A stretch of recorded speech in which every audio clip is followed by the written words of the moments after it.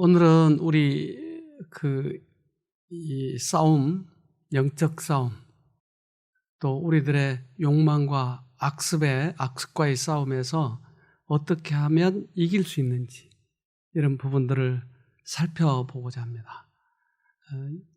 지금은 이 세상의 모든 사람들이 이 악습, 또 우리 주위에 있는 그런 여러 가지 유혹들이 너무나 많아서 이 싸움과 싸운다고 하는 것은 참 지혜가 필요하고 누구든지 이 싸움을 사실은 싸우고 있습니다.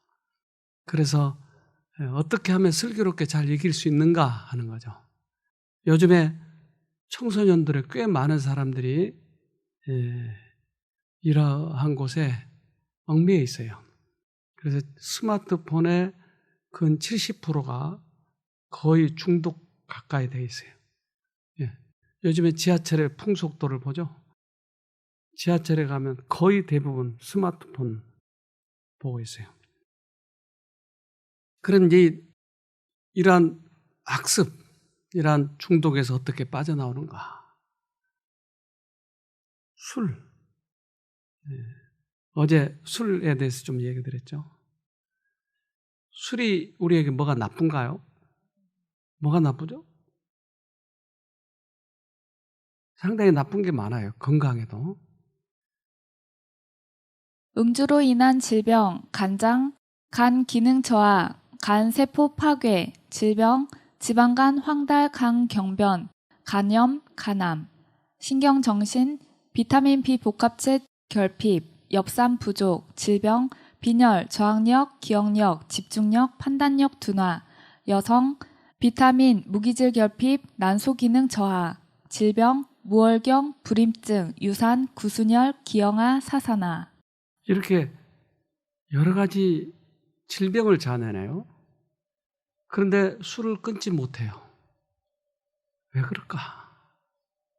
근데 이런 것뿐만 아니고 우리가 아무리 안 먹으려고 해도 폭식하는 경우가 많아요. 안 돼, 이게 좀처럼. 그래서 생활 방식이 잘못됐기 때문에 이런 결과를 이루게 되는데, 부절제한 생활이란 필요 이상의 영양을 공급하는 것, 꼭 필요한 성분을 빼는 것, 무익하거나 해로운 것을 취하는 것, 능력 이상의 무리한 일을 하는 것, 필요한 과정을 줄이거나 불필요한 과정을 집어넣는 것, 규칙이나 안전을 무시하는 것, 부적당한 때에 무리하는 것. 네, 그러니까 부절제한 생활을 정의해보면 그렇다. 과하게 먹어지는 거예요. 입맛대로 먹어버리니까. 건강식을 해야 될 텐데 우리 입맛대로만 가니까 대부분 맛있는 것만, 입맛에 맞는 것만 찾아가니까 부절제가 되는 거예요. 또한 여러 가지 부절제가 있지만 특별히 우리들에게 유의해야 될 점들이 이런 것들입니다. 적절한 식생활 습관, 인체에 유익을 주는 채소, 과일, 견과, 통곡류, 해초류 등을 재료로 한 단순한 음식을 먹는다. 육류, 어패류, 가공음식, 인스턴트 음식, 지나치게 단 음식, 다량의 염분이 포함된 음식, 자극성이 많은 음식, 오용되는 기호식품, 주정 음료들, 야식은 피해야 한다. 네. 그래서 지금은 아무렇지도 않게 인스턴트 음식을 먹지만 그것이 우리에게 얼마나 해가 있는지 몰라요. 이 위에 목장이 있었어요. 지금은 거의 없어졌는데 제가 가끔 위에 운동하러 올라가면 이 유두 젖꼭지에다 반창고를 붙여놨어요. 소. 그럼 물어봤어요. 주인한테. 왜 그래요? 그랬더니 암에 걸려가지고 젖이 새는 거예요. 자꾸 반창고 붙여가지고 한쪽만 짜는 거예요. 그리고 이쪽이 이상이 오면 그때서 파는 거예요, 이제. 도살장에다. 그러면 그 고기를 암 걸렸던 고기라고 써놓죠? 써놓지 않아요. 어디에서 어떻게 병에 걸려서 온 고기인지를 몰라요, 사람들은. 근데 저는 눈으로 실제로 보니까 그래서 참 이거 기가 막혀요. 저걸 먹고 그렇게 우리가 살겠지. 담배를 너무 많이 피워서 암에 걸린 사람이 있어요. 이 사람 보고 아세요? 네, 코미디언. 이 사람이 죽기 전에 유언을 했어요. 절대 나처럼 담배 피지 마라. 그래서 이 사람을 그 광고 모델로 써가지고 이 사람이 말하는 그 투로 이제 광고를 했어요. 흡연으로 인한 질병이 있어요. 근데 왜 담배를 끊지 못하는지 모르겠어요. 이 질병은 후두암인 경우는 32.5배, 구강암, 인두암은 3배, 식도암은 2.2배, 폐암이 4.45배. 그러니까 분명히 이게 암에 걸릴 줄 알면서도 계속 피는 거예요. 폐쇄성 폐질환이라고 하는 게 있어요. 이건 이 폐가 숨을 못 쉬고, 즉 산소를 우리 몸에 공급해야 되는데 그 부분들이 다 고장나요. 꽈리 같은 부분들이. 근데 그런 걸 알면서도 못 끊는 거예요. 왜 그럴까요? 그냥 담배만 안 피면 되는데. 부절제가 여러 가지가 있는데 어떤 사람은 조미료를 안 넣으면 밥을 못 먹는 사람도 있어요. 조미료로 인한 질병, 소금, 짜고 매운 염장식품, 질병, 위, 십이지장 질환, 위암, 고혈압, 화학조미료, 유해한 화학물질, 질병, 성인병 발생, 겨자, 고추, 피클, 자극성 천연 양념, 질병, 위장, 간장, 신장, 정신 및 혈액 질환. 네.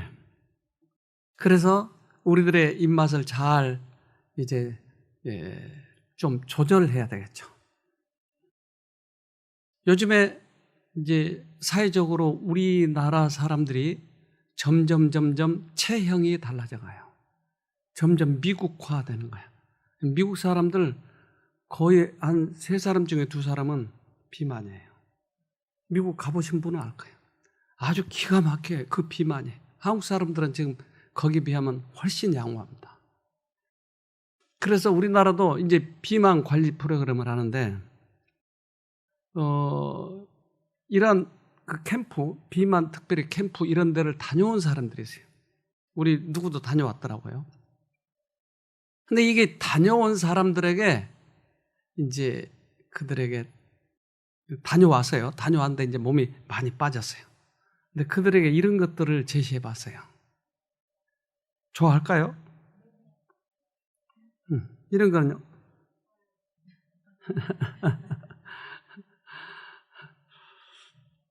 이런 건 어떨까요?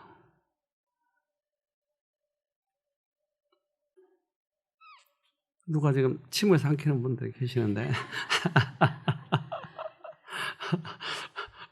왜 그러죠? 왜 저거 보기만 해도? 그래서 이제 거기 다녀온 이 참가자들이 나와서 이제 그 인터뷰를 하는데 이렇습니다. 다이어트를 하는 사람 모두 다 정말 살찔 걸 알면서도 먹는 그 이유는 다 똑같을 것 같아요. 정말 그냥 식탐, 식욕 때문에 그 이유밖에 없는 것 같아요. 이게 예쁘게 생겨서 먹는 것도 아니고 보면 사람이 이제 이게 어떤 맛인지 알고 그러니까 먹고 싶어지고 이런 게 본능적으로 사람이 그렇게 되는 것 같아요. 이게 이뻐서 먹는 것도 아니고 이치적으로 먹으면 안 된다고 하는 것도 알면서도 먹는다.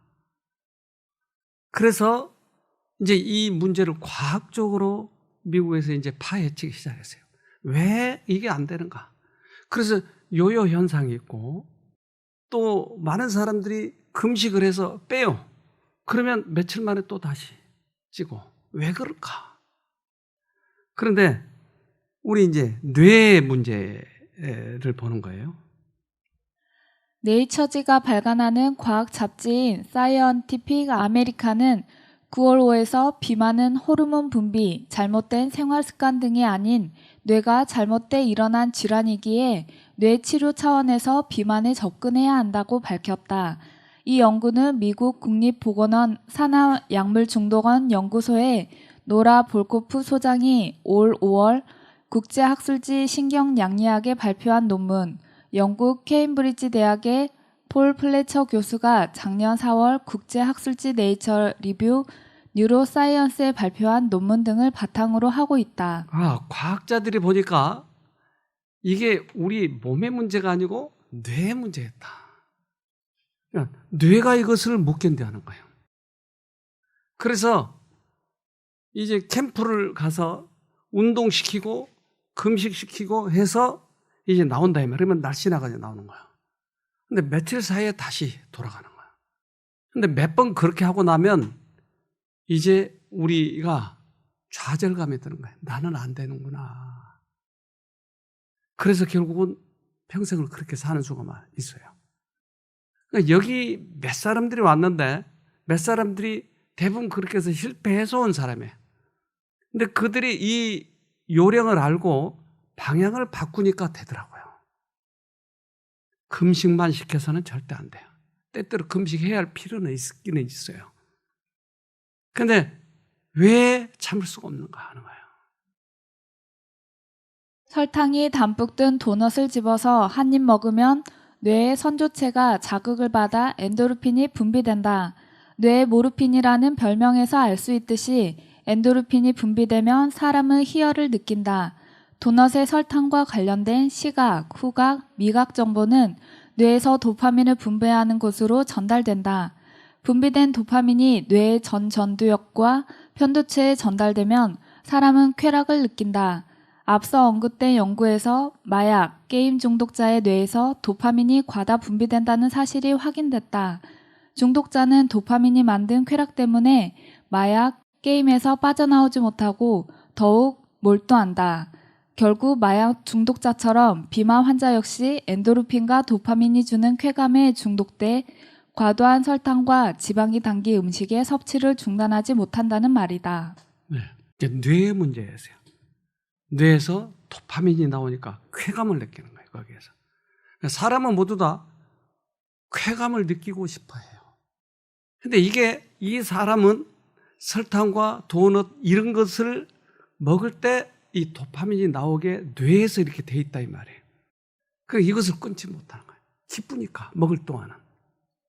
아무리 살이 쪄도 나중에는 이제 어느 한계가 넘어가면 포기하는 단계가 와요. 그러면 그때 급격히 찌는 거예요. 근데 우리의 뇌는 한 1000억 개의 뉴런이 있어요. 신경세포가. 근데 신경세포끼리 연결이 돼 있어요. 그래서 예를 들면 이제 이게 분홍꽃이다. 그러면 분홍꽃과 다른 사건과 연결돼 있어요. 그래서 너무나 내가 사랑하는 그 연인으로부터 분홍꽃을 받으면 꽃만 받으면 분홍색만 보면 무슨 생각이 날까요? 연인 생각이 나요. 연결돼 있다 이 말이에요. 이렇게. 그래서 연결돼 있는데 그때 너무나 기쁘기 때문에 분홍만 보면 연인 생각이 나게 연결돼 있다 이 말이에요. 그러니까 충격적인 사건은 나에게 기억에 되게끔 돼 있어요. 그래서 도넛을 먹었더니 너무나 쾌감이 와. 그러면 도넛 보기만 하면 못 참는 거야 이게. 근데 그게 강한 자극에 의해서만 기억이 된다 이 말이에요. 그래서 지금 도파민이 신경선에서 전달되는 과정입니다. 저게 시냅스라고 하는 건데 신경선에는 군데가 떨어져 있어요.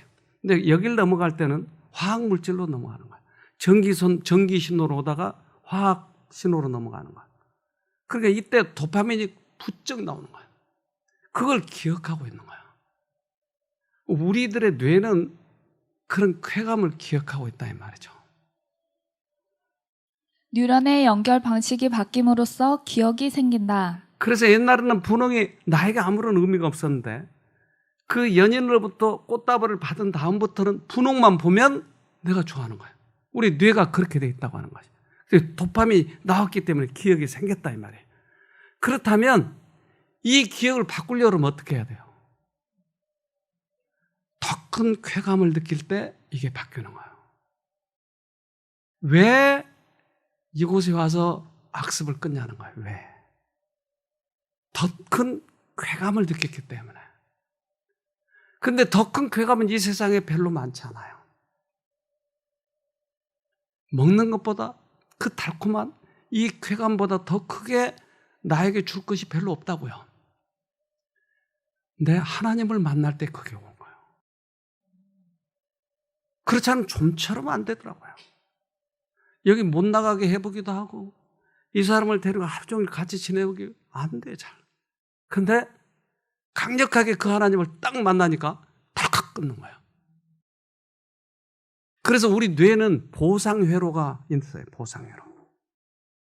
근데 이 보상회로의 위치인데 보상회로에서 그 쾌감을 느끼려고 하는 항상 이 회로가 준비해 중에 있어요. 그래서 이 초콜릿을 먹었을 때 여기에 기쁨이 있으니까 항상 그걸 기억하고 있는 거예요. 왜 악습이 끊기 힘드냐? 여기 이제 그 과학자들이 그것을 설명을 하기 시작을 했어요. 습관의 본질인데 마음의 밧줄을 끊어라. 코끼리가 아주 어렸을 때 묶어놓고 그리고는 많이 학대를 하면 이 코끼리가 아무리 여기서 벗어나려고 해도 못 벗어나니까 이제 장성해도 그 가는 밧줄을 못 끊는 거예요. 즉, 내 뇌에는 습관화되어 있는 거예요. 그러니까 이 습관을 못 벗어나는 거예요. 나는 얼마든지 어른이 되어서 초콜릿 안 먹을 수가 있어요. 근데 못 벗어나요. 이걸 습관이라고 하더라. 그래서 습관 단어가 한문으로 이렇게 생겼습니다.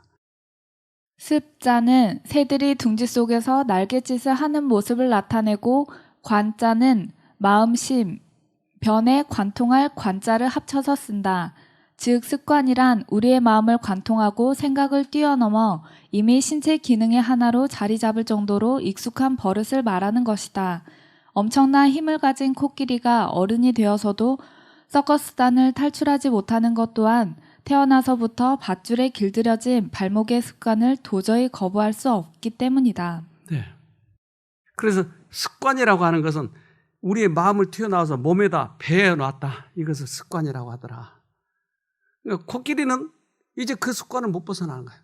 내가 화를 안 내야 되는데 안 내지 못한 이유는 내 몸에 지금 배어 있다고 하는 것이에요. 그래서 악습관은 결국 중독이 되는 거예요. 과학자들이 지금 밝힌 거예요. 그럼 처음에 악습관을 내가 가지게 된 동기는 우리들에게는 오감이라고 하는 게 있어요. 그런데 이 오감을 통해서 나에게 안에 전달되어 오는 거예요. 그러면 내 안에 있는 컴퓨터는, 뇌의 컴퓨터는 이것을 저장하고 있는 것이에요. 그래서 의지 가지고는 자극을 이길 수 없다라고 얘기해요. 그럼 어떡하죠? 우리들의 의지로는 안 된대요. 도움을 받아야죠. 그래서 뇌는 오감방에 갇힌 컴퓨터라고 과학자들이 지금 얘기했어요. 즉, 내 컴퓨터는 오감에 노예가 되어 있다 이 말이에요. 난 그걸 보면 안 먹고는 못 견디는 거야. 나는 성질 안 내가지고 안 낼 수가 없는 거예요. 내가 갇혀 있는 거예요. 내 인생이 이렇게 돼서야 되겠느냐고. 그러면 모든 면에 있어서 이것이 적용돼 버린 거예요. 그래서 의지력이 박약돼 버린 거예요. 나중에는 이제 내가 될 대로 되라 시게. 이게 한 문제뿐만 아니고. 그래서 습관의 노예. 이제 나는 노예가 돼 있어요. 그것만 보면 못 견디니까. 그런데 바뀔 수도 있을까요? 즉, 오감 속에 숨겨져 있는 이 방에 내가 주인이 되는 것이에요. 오감방의 주인으로. 그래서 한번 성질 내기 시작한 사람은 그 좀처럼 그 성질 낼 때 참지 못해요. 우리가 한번 다른 사람에게 욕하기 시작하잖아요. 그 쌍욕, 근데 쌍욕을 보통 사람은 잘 못해요. 근데 한번 튀어나오기 시작하면 그다음부터는 계속 나오는 거예요. 쌍욕이. 그래서 이 과학을 연구한 사람들이 이건 묶어놓고서 되는 것이 아니다. 캠프를 해가지고 되는 게 아니다. 그럼 어떻게 하느냐? 그래서 뇌를 연구를 하게 됐어요. 근데 여기 보면 뇌의 크기는 한정적인데 어떻게 욕망은 끝없이 나올까? 그러네요. 뇌는 한계가 있는데 어떻게 욕망이 여기서 별의별 욕망이 다 나올까? 안 그래요, 여러분? 뇌 크기가 별로 크지 않는데 여기에서 어떻게 그 많은 욕망이 나오냐고요. 그래서 뇌를 가지고 실험을 해봤답니다. 과학자들이. 그래서 뇌에다 센서를 달고 이제 실험을 했어요. 뇌에도 손에도 센서를 달아가지고 이제 화면을 보면서 이 글자가 떠오를 때마다 내가 선택을 해야 될지 말아야 될지를 결정하는 거야. 그래서 A가 또는 B가 C가 이렇게 나오면 내가 A를 택하겠다. 그러면 버튼을 누른 거예요.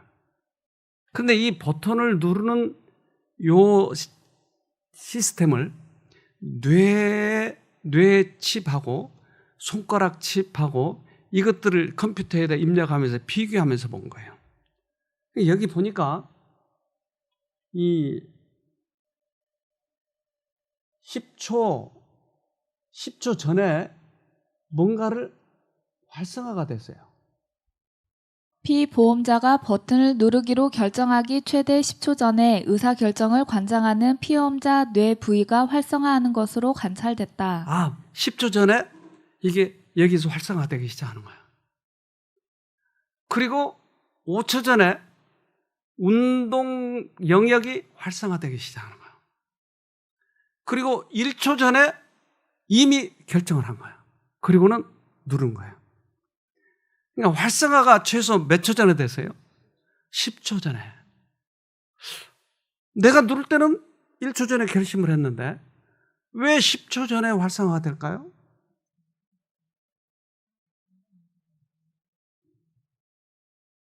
뇌가 어디로부터 생각을 받은 거예요. 이거 굉장히 중요하니까 잘 들어보세요. 내가 생각을 만드는 것이 아니고 생각이 외부로부터 들어오기 시작할 때가 10초 전이에요. 먹어. 그거 맛있었잖아, 과거에.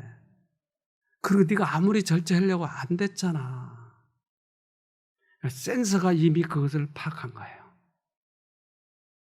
2011년 미국 로스앤젤레스 캘리포니아 대학의 이차크 프리드 교수는 기존 연구에서 한 발 더 나아가 전극을 환자 뇌에 직접 이식하는 방법으로 우리 뇌의 특정 영역에 있는 개별 신경세포의 활성을 측정했다. 그는 신경세포의 활성을 관찰해 환자가 버튼을 누르는 의식적 판단보다 1초 정도 앞서 환자가 버튼을 누를 결심을 할 것임을, 더욱이 어느 쪽 버튼을 누를 것임을 80%의 확률로 예측할 수 있었다고 보고했다. 실제로 입증했네요. 이 실험에서 이미 이 사람이 뭘 누를 것인지를 이미 과학자들은 알고 있었어요.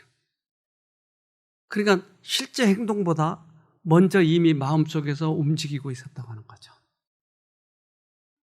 그래서 하나님께서 하와를 처음 보니까 하와가 그렇게 결정하더라 이 말이에요. 먹음직하고 보암직하고 탐스러워. 그러니까 탁 먹어버린 거예요. 즉 사단이 우리들에게 생각 속에 그 한정된 머리 크기에다 수없이 많은 욕망을 집어넣네요. 그러니까 그 욕망에 따라서 내가 종이 돼버린 거예요. 이걸 중독이라고 하는 거예요. 안 하려고 해도 안 되는 거예요, 이게. 내 머리에. 그러니까 사단은 우리보다 훨씬 능력이 크니까 한번 우리에게 그 생각을 넣어줘, 감정을 넣어주는 거야. 즉 맛보기를 보여주는 거야. 그리고 그걸 택하면 그 다음부터 계속 우리를 점령하는 거죠. 우리의 뇌는 그렇게 생겼다는 거예요. 우리의 마음은 그렇게 생겼다고 하는 거예요. 하나님께서는 우리의 동의 없이 우리의 정신을 지배하지 않으신다. 그러나 각 사람은 자신이 어떤 능력으로 지배받을 것인지 선택할 자유가 있다. 아무리 타락하고 아무리 부도덕할지라도 그리스도 안에서 구원을 발견할 수 없는 사람은 없다. 그러네요. 그러나 사단이나 하나님은 우리가 동의할 때만 역사하는 거예요. 그래서 우리의 선택력이 그렇게 소중하죠. 자유의지가 있으니까. 그래서 미끼를 딱 물면 그 다음부터는 우리를 채가는 거예요. 사단의 생각에 복종하면 우리는 종이 되는 거예요. 제가 꽤 오래전에, 지금 몇십 년 됐어요. 꽤 오래전에 그 청학리에 있는 그 교수 아파트를 짓고 있었을 때예요. 거기에 한 그 수염이 덥수룩한 일꾼이 일을 하는데 행동을 보니까 술을 많이 마셨어요. 그런데 일하는 사람이 술 마시면 사고 날 위험이 많잖아요. 그래서 아저씨 술 앞으로 드시지 말고 나오세요. 그리고 퇴근해서 그리고 술 잡수세요. 저는 안 돼요. 그건 나를 나오지 말란 소리예요. 나는요 10대부터 지금까지 한 40 그때 한 5살 됐거든요. 지금까지 한 번도 술을 안 마신 날이 없어요. 그러니까 내가 이 사람 불쌍한데 어떡하지?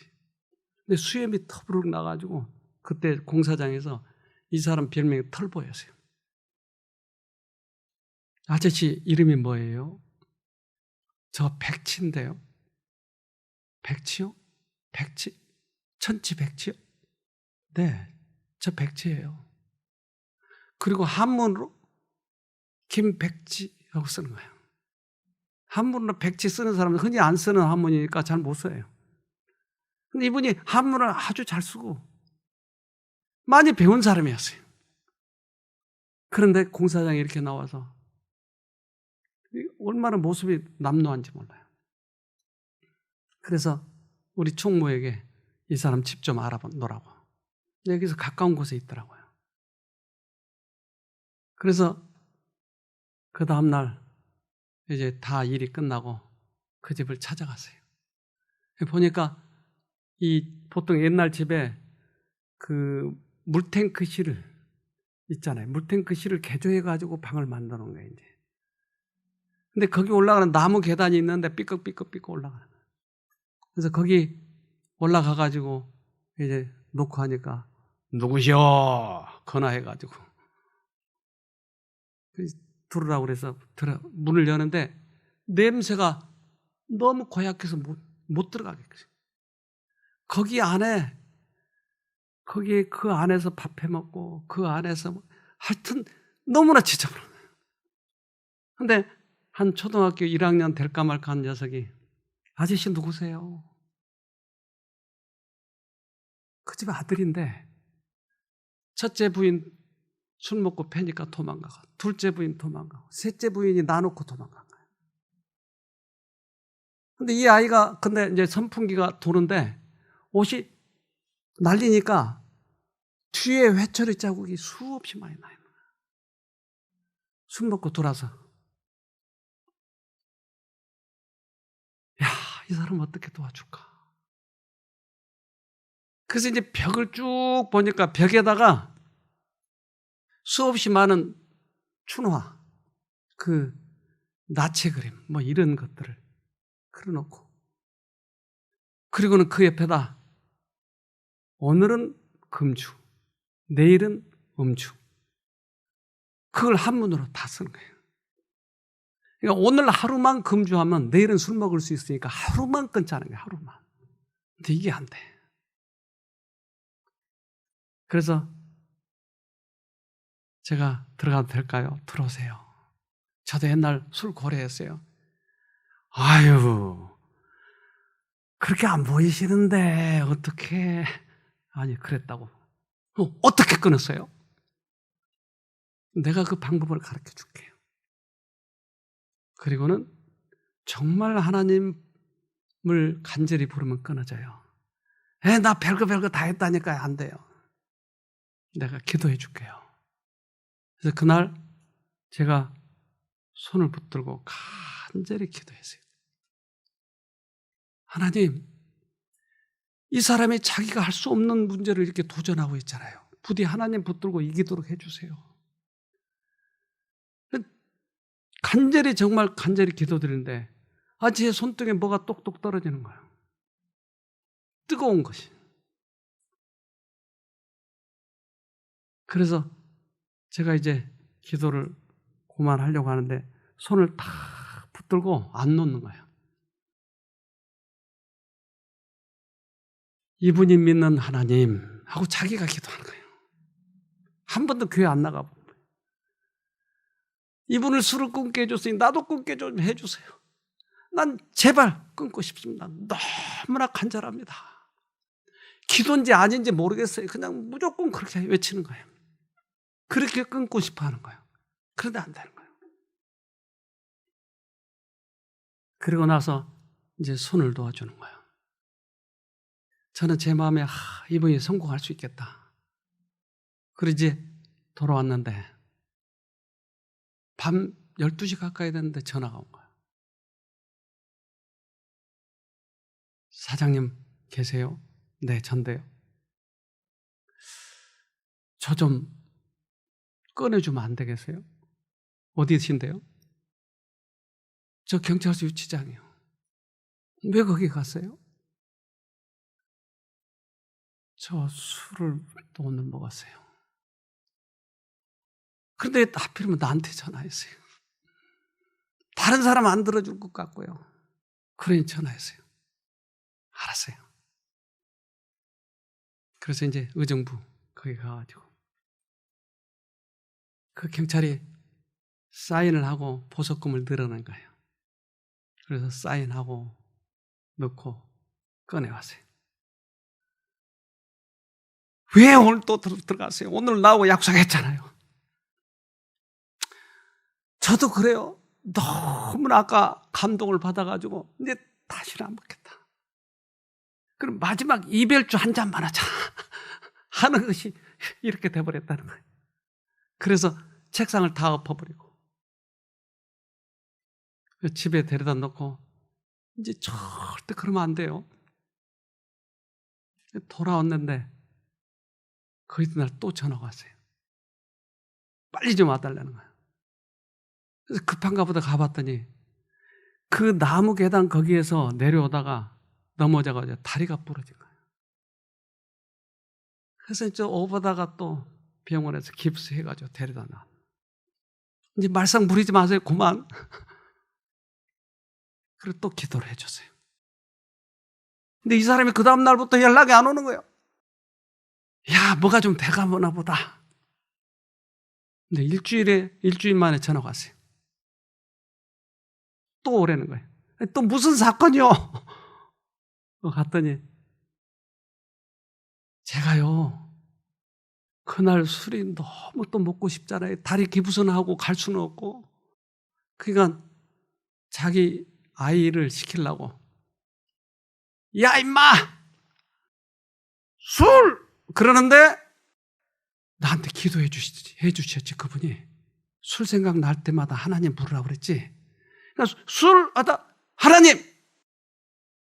그랬더니 술이 생각이 딱 끊어지더래요.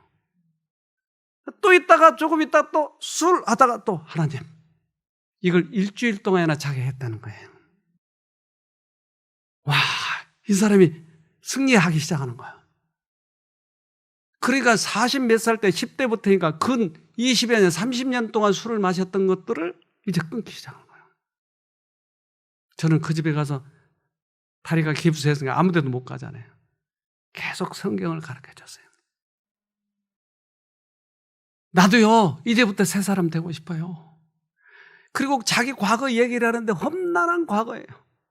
아이가 어렸을 때 자기는 일을 나가야 먹고 살잖아요. 근데 얘를 누가 젖을 먹여? 기저귀 끈으로 묶어놓고 우유병 여기다 저기다 놔두고 잡히면 먹고. 그러니까 이 아이가 엉엉 울어대고 젖달라고. 그러면 동네 아주머니들이 와서 한 명씩 먹여주고 그렇게 애가 살았다는 거예요. 그런데 이제 며칠간 술을 끊어보니까 내 정신이 들고, 이 사람이 언제나 청바지만 입고 다니고 뒤에다 빗 이런 거 꼽고 다니고 촥 이러고 나요. 10대 때 습관이 그렇게 나타나요. 그래서 성경을 공부하다가 저요 새 사람 되고 싶어요. 근데 성경을 공부하니까 침례를 받아야 된다는데 나에게 침례를 주세요. 아니 다리 기부세해가지고 무슨 침례요? 좀 더 있다가 생각해보고, 아니요 지금 좀 받게 해주세요. 그래서 다리에 비닐을 감아가지고 침례를 받고 있어요. 그것도 자기 아이디어예요. 석고에 물이 들어가면 안 되잖아요. 근데 비닐을 감아가지고 물 안 들어가게.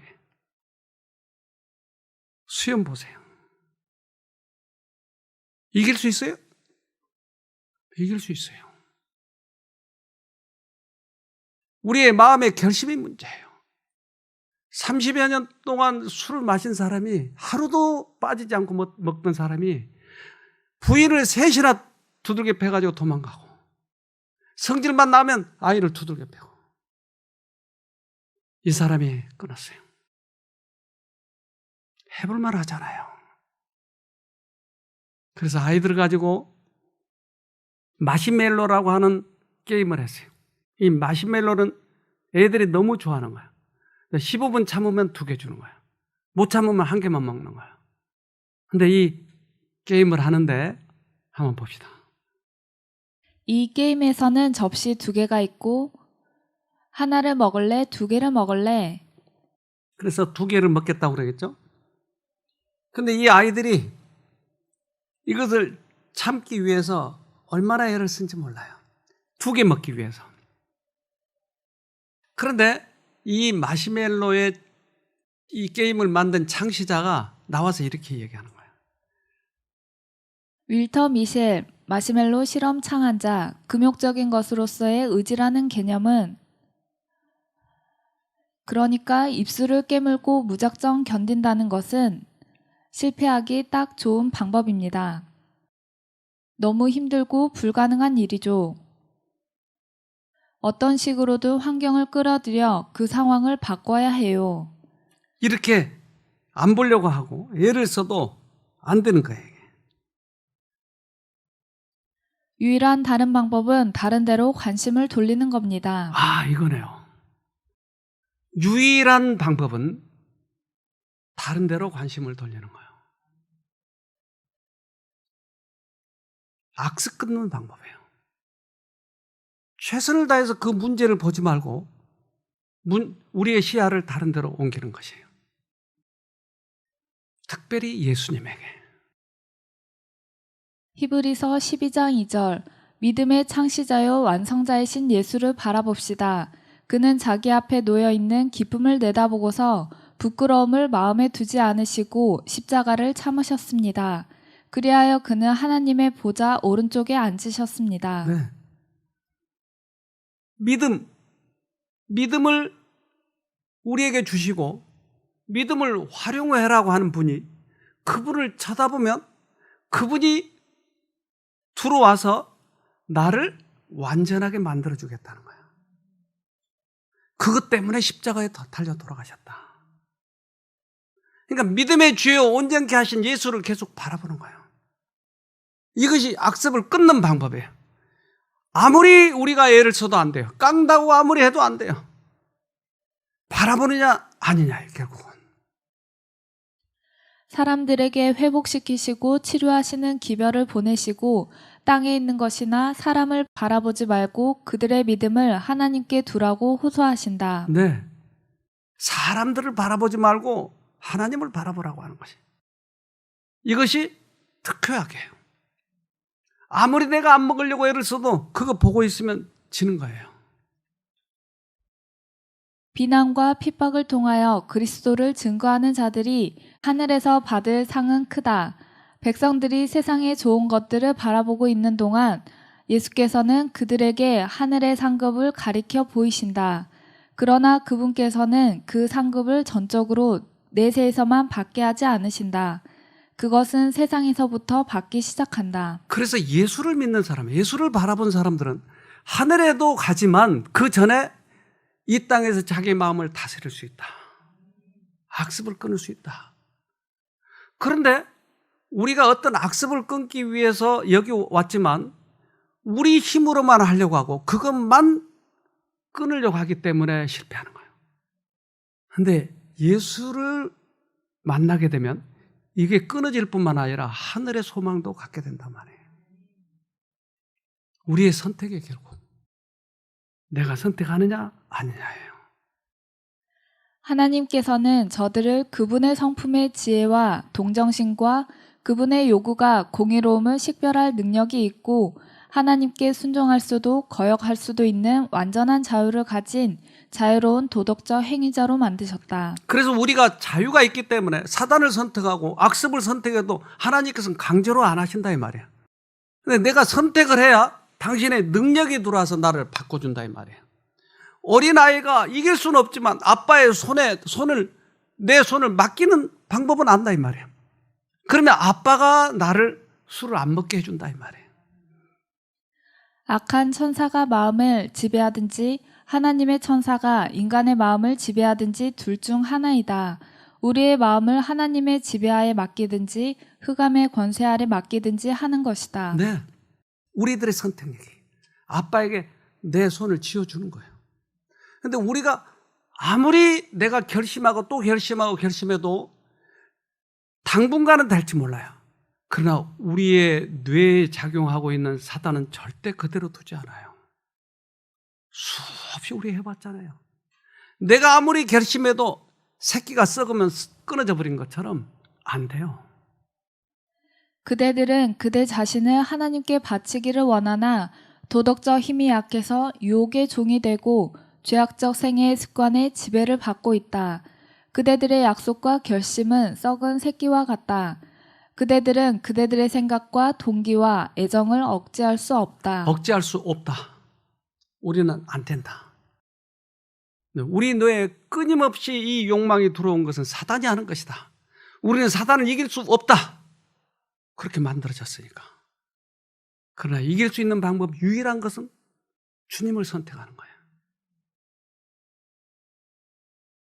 그대들이 약속을 어긴 것과 맹세한 것을 이행치 못해온 사실을 깨달을 때에 그것이 그대 자신의 성실성에 대한 그대들의 신임을 약하게 하고 하나님께서 그대들을 받으시지 않으실 거라는 생각을 가지게 한다. 그러나 그대들은 낙심할 필요는 없다. 그대들이 깨달아야 할 것은 곧 의지의 참 힘이다. 네, 나는 낙심할 필요가 없다. 왜? 선택만 하면 되니까. 그래서 그 결심이 중요한 거예요. 결심을 하면 반드시 되는 거예요. 저는 목숨을 걸고 얘기해요. 그동안 이 사업을 해왔고 저도 그렇게 해서 됐고 그렇기 때문에 목숨을 걸고 얘기하는 거예요. 이것 때문에 예수님이 오셨으니까요. 참된 개혁은 심령을 정결케 하는 데서 시작된다. 타락한 사람들을 위한 우리의 사업은 오직 그리스도의 은혜가 품성을 다시 형성시키고 심령이 하나님과 산 연결을 이룰 때만 참 성공을 거두게 될 것이다. 진정한 개혁은 하나님과 사람이 연결될 때만 된다. 아무리 자기 힘으로 하려고 안 돼요. 그래서 우리들의 선배들, 믿음으로 구원받은 선배들은 이 방법으로 이긴 거예요. 다니엘은 포로로 잡혀갔을 때 그가 진미를 거절했잖아요. 술과 여러 가지 잘못된 음식들. 이걸 안 먹기 위해서 결심을 한 거예요. 어떻게 결심한다고요? 뜻을 정하는 거예요. 다니엘서 1장 8절 다니엘은 뜻을 정하여 왕의 진미와 그의 마시는 포도주로 자기를 더럽히지 아니하리라 하고 자기를 더럽히지 않게 하기를 환관장에게 구하니. 뜻을 정했어요. 우리가 뜻을 정해야 돼요. 내가 유혹이 올 적마다 하나님을 부리리라 뜻을 정해야 돼요. 내가 성질이 날 때마다 이제부터 절대 넘어가지 않기 위해서 하나님만 부르리라. 근데 그 순간에 부르면 되는데 그 순간에 결심을 하지 않으면 다시 넘어가고 그러기 때문에 나중에는 의지 박약이 돼요. 의지 박약. 할 수가 없는 거예요. 뜻을 정해버려야 돼요. 왜 못 돼요? 왜 안 해요? 사단에게 넘어가서 그래요. 결심을 안 해서 그래요.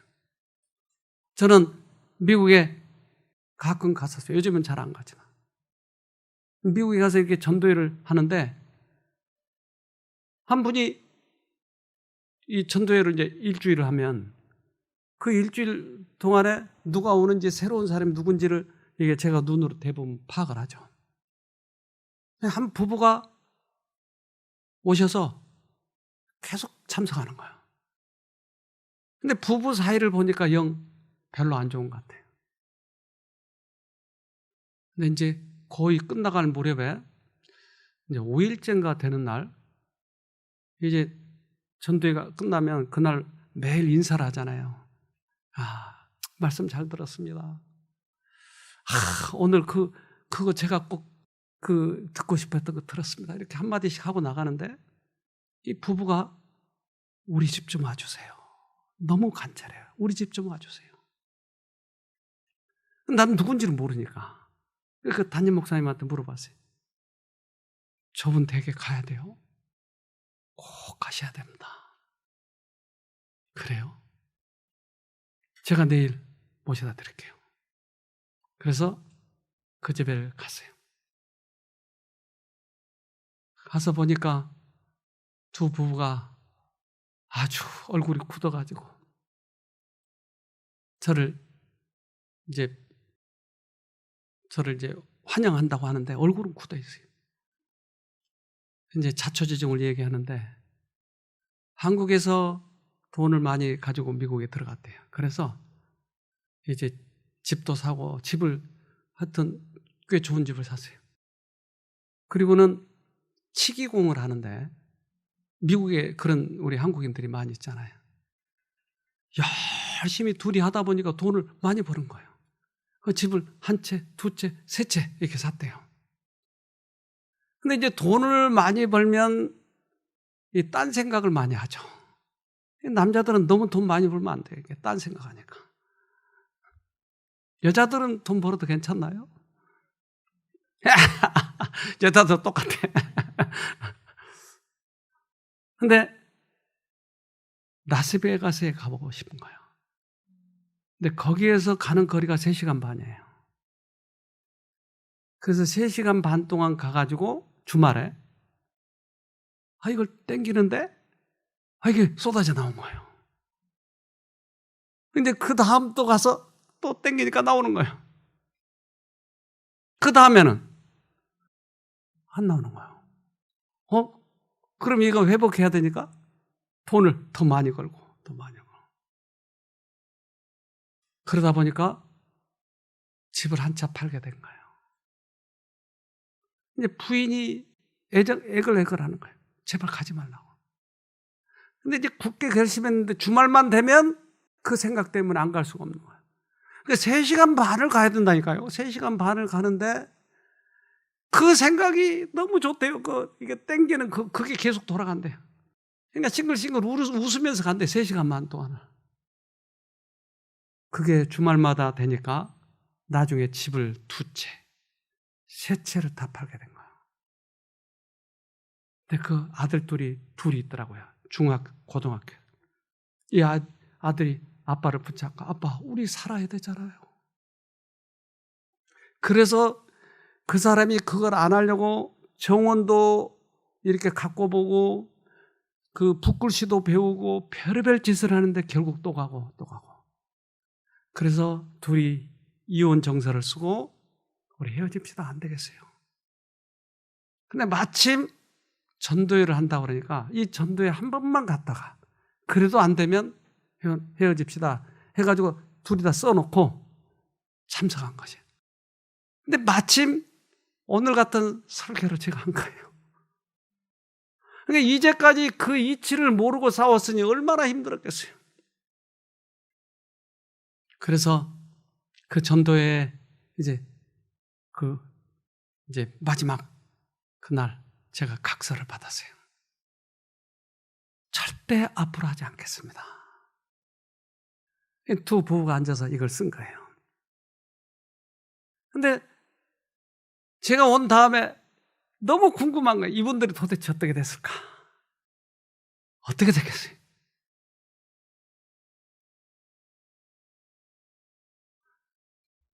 또 넘어지겠죠. 또 넘어지고 또 일어나고를 또 몇 번 하는데 요령을 한 거예요. 그래서 그분을 아는 우리 집사람 친구가 있었는데 그 집사람 친구가 편지를 했더라고요. 참 아무기 씨 생각나시는지요? 노름하시던 분. 하나님의 능력을 보고 있어요. 작년 이맘때 실패하고 계속 그 강한 유혹과 싸우다가 올 6월쯤에는 너무 강하게 잡아끌어서 차를 타고 길을 가다가 길 옆에 차를 세우고 하나님께 내가 언제까지 이렇게 힘들어야 하냐고 부르짖었대요. 그랬더니 기도하라고 하셔서 간절히 기도했대요. 그 이후로 가고 싶은 생각이 없어졌고 지금까지 전혀 그 생각이 안 든다는군요. 그리고 성경 박사가 되었어요. 그 마음엔 감사가 가득 차고 집에는 힘들어 보이는 사람 따뜻한 장작불 피워놓고 맛있는 저녁 식사에 초대해서 말씀과 자기 경험을 얘기하며 용기 주고 그렇게 완전히 달라졌어요. 달라졌어요. 너무나 안 되니까 하나님께 붙들고 매달려서 간절히 기도했더니 전혀 그 생각이 안 난다는 거예요. 그리고 그렇게 어려운 사람을 도와주기 시작한 거예요. 오늘 누구가 기억절 외운 것처럼 어려운 사람을 도와주고 이렇게 달라졌어요. 저는 두 사람을 양쪽에다 세우고 주례를 다시 놓았죠. 다시는 안 하겠는고? 네. 그래서 주례를 그때 세우고 왔어요. 하나님께서 우리를 건지셔요.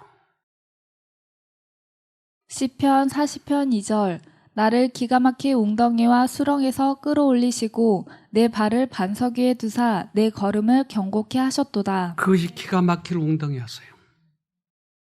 우리는 하나님의 힘으로 하냐 하면 절대 악습 끊을 수 없어요. 그래서 하나님을 알아야 돼요.